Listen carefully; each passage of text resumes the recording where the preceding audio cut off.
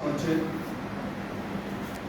তারা কিন্তু আমাদের এই বাংলাদেশকে তাদের মাতৃভূমি অর্থনৈতিক দিক থেকে সামাজিক দিক থেকে দেশের পরিবেশ পারিপার্শ্বিকতাকে সমৃদ্ধ করতে তারা সবচেয়ে বেশি ভূমিকা রাখছে যারা আমাদের দেশের প্রবাসী বা অভিবাসী শুধু তাই নয়,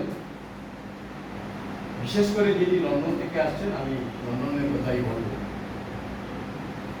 ইংল্যান্ডে সেই রোশনওয়ালা আলী থেকে শুরু করে টাওয়ার হ্যামলেট থেকে শুরু করে ইংল্যান্ডে আমাদের বাংলাদেশের গর্ব নারী পুরুষ যারা আছেন সেখানে আমাদের সাবুদ্রের গোলাম জিলানি তিনি সহ মৌলভীবাজারেরও আরো অনেক আছে, তারা সেখানে ইলেক্টেড হয়ে নির্বাচিত হয়ে তারা সেদেশের অর্থনীতি, সেদেশের রাজনীতি, সেদেশের সমাজনীতি, সেদেশের বিভিন্ন নীতি নৈতিকতাকে, সেদেশের আইনকে তারা অনেক সমৃদ্ধ করছেন। আমাদের বাংলাদেশের মানুষ, আমাদের মৌলভীবাজারের মানুষ, আমাদের সিলেটের মানুষ। সেজন্য আমরা আজিজ সাহেবকে ঘিরে সকলের জন্য আমরা একটা করতালি দিতে পারি। আমরা যারা বিভিন্ন সময়ে ইংল্যান্ডে যাই, বেড়াতে যাই, আমাদেরকে তারা যেভাবে সম্মান করেন, যেভাবে স্নেহ করেন, যেভাবে মর্যাদা দেন, এর 100% 1 ভাগ তারা যখন তাদের দেশে আসেন আমরা কিন্তু তাদেরকে সেই সম্মান দিতে পারি। আমরা সেই বিমানবন্দর থেকে শুরু করে আমরা সেই তার গ্রাম পর্যন্ত একটা অনাস্থার পরিবেশ সর্বত্র বিরাজমান থাকে। আমরা তাদের জমি জমা দখল করতে চাই, আমরা তাদেরকে বিভিন্ন ভাবে হয়রানি নির্যাতন করতে চাই। এই অবস্থার অবসান ঘটাতে হবে। বর্তমানে নির্বাচিত সরকার দেশে এসেছেন। আমরা আজকে জালালাবাদ ইতিহাস ঐতিহ্য সংরক্ষণ পরিষদের পক্ষ থেকে সরকারকে অনুরোধ জানাবো, শুধুমাত্র নামে মাত্র ডিসি অফিসে প্রবাসী সেল রাখলে হবে না।